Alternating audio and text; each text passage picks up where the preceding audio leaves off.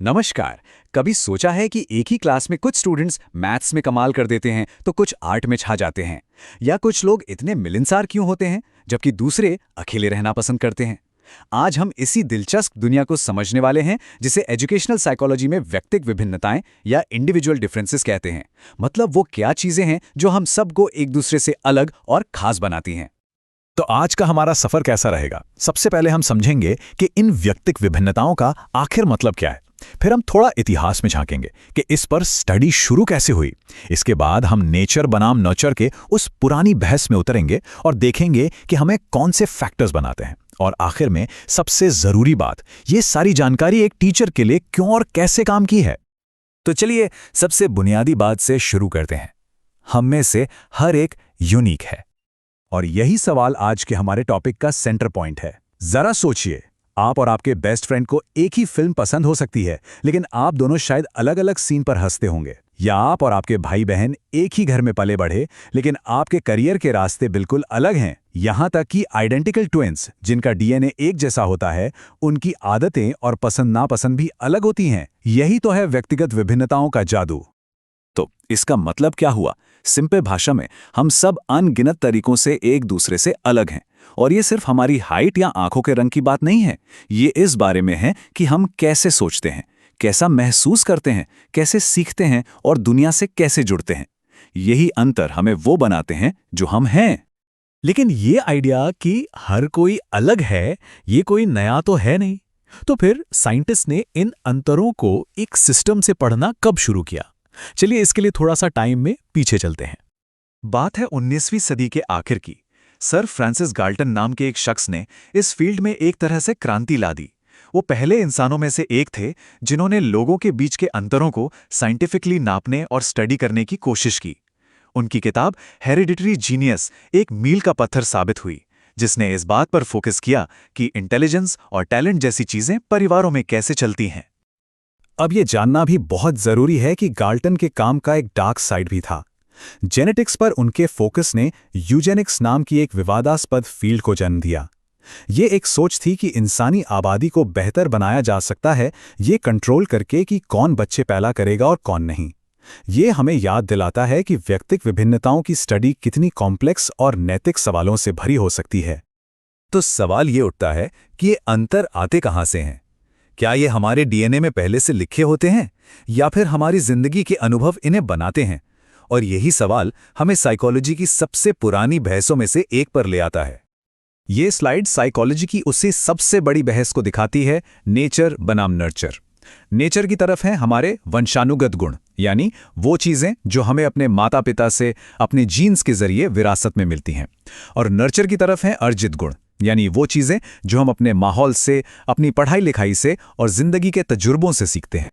जब हम वंशानुगत गुणों की बात करते हैं ना, तो हम उन चीजों के बारे में बात कर रहे हैं जिनके साथ हम पैदा हुए हैं। इसमें आंखों का रंग और हाइट जैसी साफ दिखने वाली चीजें तो हैं ही, लेकिन इसमें हमारी बेसिक इंटेलिजेंस या हमारा स्वभाव जैसी चीजें भी शामिल हैं। जैसे कोई पैदाइशी शांत होता है तो किसी को गुस्सा जल्दी आ जाता है। और दूसरी तरफ है अर्जित गुण। ये वो आदतें हैं जो हम पूरी जिंदगी सीखते और अपनाते हैं। हमारे विश्वास, हमारे संस्कार, हम कौन सी भाषा बोलते हैं, यहाँ तक कि हमारा नजरिया भी, ये सब कुछ हमारे परिवार, दोस्त, स्कूल और जिस कल्चर में हम रहते हैं उससे तय होता है। तो हमने नेचर और नर्चर की बात तो कर ली, पर चलिए इसे और थोड़ा गहराई से समझते हैं। वो कौन सी खास चीजें हैं जो मिलकर हमें वो बनाती हैं जो हम हैं? असल में ये कई फैक्टर्स का एक बहुत ही कॉम्प्लेक्स मिक्सचर है। हमारे जीन्स एक नींव रखते हैं और हमारा माहौल उस नींव पर इमारत बनाता है। इसे ऐसे समझिए, हो सकता है दो लोगों में म्यूजिकल टैलेंट के लिए एक जैसे जीन्स हों, लेकिन जिसे बचपन से संगीत की ट्रेनिंग मिलेगी उसके एक अच्छा म्यूजिशियन बनने के चांस ज्यादा होंगे। हमारी उम्र, हमारा कल्चर और यहाँ तक कि हमारी आर्थिक हालत भी इसमें एक बड़ा रोल निभाती है। ये सब जानना बहुत दिलचस्प है, पर असल में ये इतना जरूरी क्यों है? वेल, एक जगह है जहां ये बहुत ज्यादा मायने रखता है, और वो है क्लासरूम। तो चलिए देखते हैं कि टीचर्स इस समझ का इस्तेमाल करके हर स्टूडेंट की मदद कैसे कर सकते हैं। इसका जो मेन आइडिया है ना, उसे कहते हैं विभेदी अनुदेशन या डिफरेंशिएटेड इंस्ट्रक्शन। इसका मतलब है एक साइज सबके लिए फिट नहीं होता वाली टीचिंग को छोड़ देना। इसके बजाय ये मानना कि हर स्टूडेंट अलग तरीके से सीखता है और उसी हिसाब से अपने पढ़ाने के तरीके को बदलना। तो क्लास में ये असल में होता कैसे है? इसकी शुरुआत होती है अपने स्टूडेंट्स को सच में जानने से। फिर आप अलग अलग तरीकों से पढ़ाते हैं, शायद कुछ के लिए लेक्चर तो दूसरों के लिए कोई प्रैक्टिकल एक्टिविटी। आप स्टूडेंट्स को ये दिखाने का मौका देते हैं कि उन्होंने क्या सीखा है, चाहे वो टेस्ट से हो, प्रोजेक्ट से या प्रेजेंटेशन से। और सबसे ज़रूरी, आप एक ऐसा माहौल बनाते हैं जहां हर कोई खुद को सपोर्टेड महसूस करे। एक और बहुत असरदार तरीका है स्टूडेंट्स की ग्रुपिंग, मतलब सारे होशियार बच्चों को एक ग्रुप में और सारे कमज़ोर बच्चों को दूसरे ग्रुप में रखने के बजाय अक्सर अलग अलग लेवल के बच्चों को मिक्स करना ज़्यादा फायदेमंद होता है। इस तरह स्टूडेंट्स एक दूसरे से सीखते हैं और उन्हें अलग अलग नज़रिए देखने को मिलते हैं। आखिर में एक टीचर का रोल सिर्फ पढ़ाने वाले का नहीं, बल्कि एक माली का हो जाता है। वो सिर्फ बीज नहीं बोते, वो हर पौधे को उसकी ज़रूरत के हिसाब से सींचते हैं ताकि वो अपनी पूरी क्षमता से खिल सके। ये एक ऐसा माहौल बनाने के बारे में है जहां हर स्टूडेंट अपनी यूनिक ताकतों और कमज़ोरियों के साथ आगे बढ़ सके। एक पुरानी कहावत है ना, सबको एक ही डंडे से नहीं हाँकना चाहिए, और एजुकेशन में तो ये बात बिल्कुल सटीक बैठती है। हमें ये मानना होगा कि सबके साथ एक जैसा बर्ताव करना ही बराबरी नहीं है। बराबरी का मतलब है हर किसी को वो देना जो उससे सफल होने के लिए चाहिए। और यहीं पर मैं आपको एक आखिरी लेकिन बहुत ज़रूरी सवाल के साथ छोड़कर जाना चाहता हूं। अगर हम ये मानते हैं कि हर स्टूडेंट अलग तरह से सीखता है, तो क्या हमें सफलता को नापने का तरीका भी नहीं बदलना चाहिए? क्या एक स्टैंडर्ड टेस्ट सच में हर स्टूडेंट के यूनिक टैलेंट और उसकी ग्रोथ को पकड़ सकता है? इस पर सोचिएगा ज़रूर। हमारे साथ जुड़ने के लिए धन्यवाद। अच्छा, चलिए इस पर विचार करते हैं। ऐसा क्यों होता है कि कोई दोस्त किसी पहेली को देखते ही सुलझा लेता है और हमें मतलब घंटों लग जाते हैं? या क्यों कुछ लोग किसी भी महफिल में आसानी से घुल मिल जाते हैं, जबकि कुछ को एक शांत कोना और एक किताब ज़्यादा पसंद आती है? सही बात है। ये सिर्फ पसंद नापसंद की बात तो नहीं है, इसके पीछे कुछ गहरा है। आज हम इसी गहराई में उतर रहे हैं और विषय है व्यक्तिगत विभिन्नताएं या इंडिविजुअल डिफरेंसेस। हमारे पास एक काफी विस्तृत स्रोत है जो इस विषय को मनोविज्ञान और खास तौर पर शिक्षा के नजरिए से देखता है। बिल्कुल। तो हमारी आज के खोज का मिशन क्या है? सबसे पहले हम समझेंगे कि ये विभिन्नताएं असल में हैं क्या। ठीक है। फिर हम उस सदियों पुरानी बहस में उतरेंगे, प्रकृति बनाम पोषण। Nature versus nurture. हाँ, मतलब कौन से गुण हमें विरासत में मिलते हैं और कौन से हम दुनिया से सीखते हैं। और सबसे ज़रूरी, हम ये जानेंगे कि इस सारी जानकारी का एक क्लासरूम में एक टीचर और स्टूडेंट के लिए असल में क्या मतलब है। चलिए इस दिलचस्प विषय की परतों को खोलते हैं। तो शुरू करते हैं सबसे बुनियादी सवाल से। जब हम कहते हैं कि कोई भी दो लोग एक जैसे नहीं होते, यहाँ तक कि जुड़वा भी नहीं। हाँ, जुड़वा भी नहीं, तो हम किन अंतरों की बात कर रहे हैं? ये सिर्फ दिखने में अलग होने से तो कहीं ज्यादा है ना? बिल्कुल। स्रोत हमें बताता है कि ये विभिन्नताएं कई परतों पर काम करती हैं। शारीरिक तो हैं ही, जैसे कद, रंग, रूप, लेकिन असली खेल तो दिमागी, भावनात्मक और सामाजिक स्तर पर होता है। मतलब सोचने का तरीका, सीखने की रफ्तार। हाँ, किसी स्थिति पर आपकी भावनात्मक प्रतिक्रिया, बात करने का अंदाज, सब कुछ। असल में हम सब अपनी आदतों, रुचियों और क्षमताओं का एक अनूठा कॉकटेल हैं। और स्रोत इन सभी विभिन्नताओं को दो बड़ी श्रेणियों में बांटता है, वंशानुगत और अर्जित, इनहेरिटेड एंड एक्वायर्ड। ये तो सुनने में सीधी सादी प्रकृति बनाम पोषण वाली बहस लगती है। हाँ, एक तरह से ये वही है, लेकिन स्रोत इसे एक जंग की तरह नहीं, बल्कि एक साझेदारी की तरह देखता है। अच्छा? मतलब कुछ चीजें हमारे डीएनए में लिखी होती हैं, हमारा जेनेटिक ब्लूप्रिंट, और कुछ चीजें हमारा माहौल, हमारे अनुभव, हमारे ऊपर लिखते हैं। हम जो भी है, इन्हीं दो ताकतों की देन है। तो कोई एक दूसरे से ज्यादा ताकतवर नहीं है? नहीं, दोनों मिलकर हमें गढ़ते हैं। ठीक है, तो पहले उन गुणों की बात करते हैं जो हमारे डीएनए में लिखे हैं, यानी वंशानुगत गुण। शारीरिक अंतर तो साफ हैं, किसी की आंखें नीली हैं, किसी का कद लंबा है, लेकिन स्रोत बुद्धि यानी इंटेलिजेंस को भी इसी श्रेणी में रखता है। ये बात थोड़ी चौंकाती है। हाँ, और ये काफी महत्वपूर्ण है। स्रोत के मुताबिक किसी व्यक्ति का जो बौद्धिक स्तर है मतलब वो कितनी जल्दी चीजों को समझता है या समस्याओं को सुलझाता है, ये काफी हद तक उसकी आनुवंशिकता से तय होता है। तो कौन गिफ्टेड होगा और कौन स्लो लर्नर, इसकी नींव जेनेटिक्स में होती है। नींव वही होती है, बिल्कुल।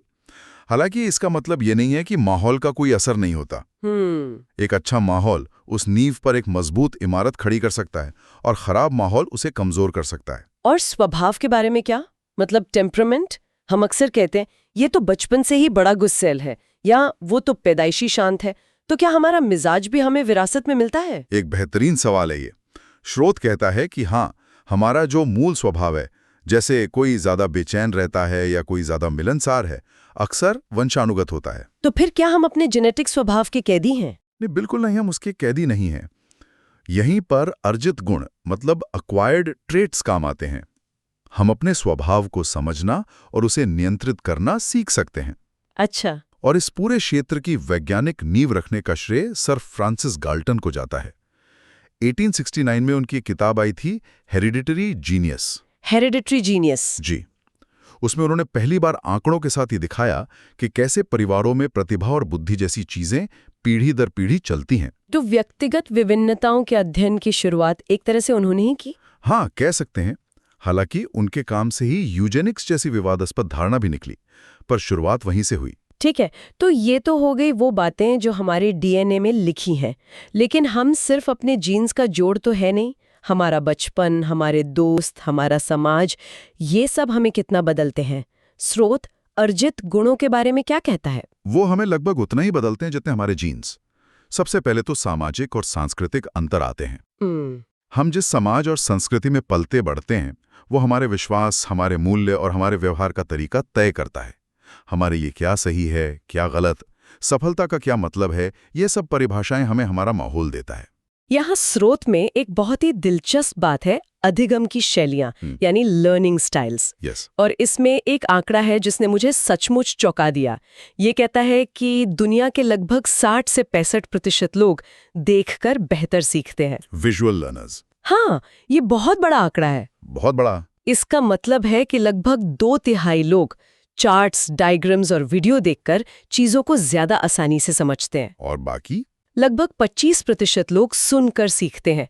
ऑडिटोरी लर्नर्स, ये लेक्चर्स और चर्चाओं में सबसे ज्यादा सीखते हैं। और जो बच गए? और बाकी बचे लोग करके सीखते हैं, किनेस्थेटिक लर्नर्स। अच्छा। ये वो लोग हैं जिन्हें आप सिर्फ ये बता नहीं सकते कि इंजन कैसे काम करता है। उन्हें असल में पुर्जे खोलने पड़ेंगे, हाथ काले करने पड़ेंगे, तभी उनके दिमाग की बत्ती जलेगी। एग्जैक्टली। तभी बत्ती जलेगी। एक मिनट, अगर 65% लोग विजुअल हैं और हमारे ज्यादातर स्कूल और कॉलेज आज भी पुराने लेक्चर वाले तरीके पर चल रहे हैं, तो क्या इसका मतलब ये नहीं कि हम अपनी क्लास के आधे से ज्यादा बच्चों के लिए चीजें जानबूझकर मुश्किल बना रहे हैं? आपने बिल्कुल सही नस पकड़ी है। ये इन विभिन्नताओं को समझने का सबसे बड़ा व्यवहारिक पहलू है। हम एक ऐसी शिक्षा प्रणाली चला रहे हैं जो सिर्फ 25% आबादी के लिए सबसे अनुकूल है। और यहीं पर शिक्षक की भूमिका बहुत अहम हो जाती है। बहुत ज्यादा। इस पर हम आगे आएंगे। यहाँ 2 शब्द और आते हैं, अभिवृत्ति और अभिक्षमता। सुनने में एक जैसे लगते हैं, पर स्रोत के मुताबिक इनमें जमीन आसमान का फर्क है ना? बिल्कुल, और ये समझना बहुत जरूरी है। अभिक्षमता यानी एप्टीट्यूड को आप एक तरह की कह सकते हैं कुदरती प्रतिभा समझ सकते हैं। जैसे संगीत की या गणित की प्रतिभा? हाँ, पैदाइशी लगन। ये ज्यादातर वंशानुगत होती है। वहीं अभिवृत्ति हमारा नजरिया है, हमारा एटीट्यूड, जिसे हम सीखते हैं, जिसे हम दुनिया को देखकर अपने अनुभवों से बनाते हैं। किसी विषय के प्रति हमारा रवैया सकारात्मक है या नकारात्मक, ये हम सीखते हैं। ये जन्मजात नहीं होता। कोई उदाहरण? जैसे किसी में गणितज्ञ बनने की अभिक्षमता, एप्टीट्यूड हो सकती है, लेकिन अगर उसे स्कूल में खराब अनुभव मिले तो गणित के प्रति उसकी अभिवृत्ति, एटीट्यूड नकारात्मक हो सकती है। तो अब सबसे बड़े सवाल पर आते हैं। एक शिक्षक क्लासरूम में इन सभी विभिन्नताओं, अलग अलग इंटेलिजेंस लेवल, अलग अलग लर्निंग स्टाइल्स, अलग अलग टेम्परामेंट को एक साथ कैसे संभाले? ये तो लगभग असंभव लगता है। ये मुश्किल जरूर है, पर असंभव नहीं। और यही इस पूरी जानकारी का सार है। स्रोत कुछ बहुत ही ठोस और व्यावहारिक तरीके बताता है। जैसे कि सबसे पहला और सबसे जरूरी है विभेदी अनुदेशन, यानी डिफरेंशिएटेड इंस्ट्रक्शन। Differentiated instruction. इसका सीधा सीधा मतलब है कि एक साइज सबको फिट नहीं होता। आप हर बच्चे को एक ही डंडे से नहीं हाँक सकते। यानी शिक्षक को अपने पढ़ाने के तरीके में लगातार बदलाव लाना होगा। बिल्कुल। अगर कोई बच्चा लिखकर बेहतर समझता है तो उसे एक प्रोजेक्ट दिया जाए, और अगर कोई बोलकर तो उसे प्रेजेंटेशन का मौका मिले। एकदम सही। इसका मतलब है कि क्लास में लचीलापन होना चाहिए। दूसरा महत्वपूर्ण तरीका है क्षमता समूहन, यानी एबिलिटी ग्रुपिंग। ग्रुप्स बनाना। हाँ, बच्चों के छोटे छोटे समूह बनाए जाते हैं। अब इसमें भी दो विकल्प हैं, होमोजीनियस यानी एक जैसी क्षमता वाले बच्चों का समूह, और हेट्रोजीनियस यानी अलग अलग क्षमता वाले बच्चे। सही। और स्रोत के हिसाब से कौन सा बेहतर है? मुझे तो लगता है कि एक जैसे बच्चों को साथ रखने से पढ़ाना आसान होगा। ये एक आम धारणा है, लेकिन स्रोत कहता है कि ज्यादातर मामलों में हेट्रोजीनियस यानी मिले-जुले समूह बेहतर काम करते हैं। अच्छा, वो क्यों? क्योंकि वहां बच्चे एक दूसरे को सिखाते हैं। एक तेज सीखने वाला बच्चा जब किसी धीमे सीखने वाले को समझाता है तो उसकी अपनी समझ भी गहरी होती है। और धीमे सीखने वाले बच्चे को शायद अपने साथी से सीखने में झिझक कम होती होगी। बिल्कुल, लेकिन इसमें एक चुनौती भी है। शिक्षक को यह सुनिश्चित करना होता है कि तेज सीखने वाला बच्चा सिर्फ टीचर ना बन जाए और धीमा सीखने वाला बच्चा हतोत्साहित ना हो। संतुलन बनाना जरूरी है। हाँ, इसके लिए स्रोत कुछ खास रणनीतियों की बात करता है, जैसे थिंक, पेयर, शेयर, जहां हर बच्चे को सोचने और बोलने का बराबर मौका मिलता है। और इन सब में शिक्षक की अपनी भूमिका क्या है? वो सिर्फ एक जानकारी देने वाला तो नहीं रह जाता फिर? बिल्कुल नहीं। शिक्षक की भूमिका एक लेक्चरर से बदलकर एक मोटिवेटर, एक फैसिलिटेटर की हो जाती है। फैसिलिटेटर? हाँ, उसकी सबसे बड़ी जिम्मेदारी एक ऐसा सुरक्षित और आरामदायक माहौल बनाना है जहां हर बच्चा सवाल पूछने में डरे नहीं, जहां हर बच्चे को लगे कि उसे महत्व दिया जाता है। सही बात है। जब बच्चे प्रेरित और सहज महसूस करते हैं तभी वे अपनी पूरी क्षमता से सीख पाते हैं। शिक्षक का काम दिमाग में सिर्फ जानकारी भरना नहीं, बल्कि सीखने की आग जलाना है। तो कुल मिलाकर हम सब अपनी विरासत और अपने अनुभवों का एक अनूठा मिश्रण है, और ये समझना हमें वापस हमारी शुरू की पहेली पर ले आता है। कोई पहेली जल्दी इसलिए सुलझा लेता है क्योंकि शायद उसकी इंटेलिजेंस वैसी है, लेकिन ये भी हो सकता है कि उसका लर्निंग स्टाइल उस पहेली के लिए सही हो, या उसका एटीट्यूड उसे हार मानने से रोकता हो। सब कुछ जुड़ा हुआ है। हाँ, ये सब जुड़ा हुआ है। इस सच्चाई को समझना सिर्फ एकेडमिक रूप से जरूरी नहीं है, बल्कि ये प्रभावी ढंग से सीखने और सिखाने की नींव है। सही कहा। और हमने ये तो चर्चा कर ली कि शिक्षकों को इन व्यक्तिगत विभिन्नताओं के हिसाब से खुद को कैसे ढालना चाहिए। हाँ, लेकिन ये एक बड़ा और शायद थोड़ा असहज करने वाले सवाल भी खड़ा करता है। वो क्या है? एक ऐसी दुनिया में जहां मानकीकृत परीक्षणों यानी स्टैंडर्डाइज्ड टेस्ट्स और एक जैसे पाठ्यक्रम पर इतना जोर है, क्या हम अनजाने में अपनी शिक्षा प्रणालियों को इन विभिन्नताओं का सम्मान करने से और दूर तो नहीं धकेल रहे? एक ही ढर्रे पर सबको चलाने की कोशिश कर रहे हैं। हाँ, और अगर ऐसा है तो सिर्फ एक जैसी मशीनें बनाने की इस दौड़ में हम उस रचनात्मकता और अनोखेपन की क्या कीमत चुका रहे हैं जो असल में इंसान को इंसान बनाती है।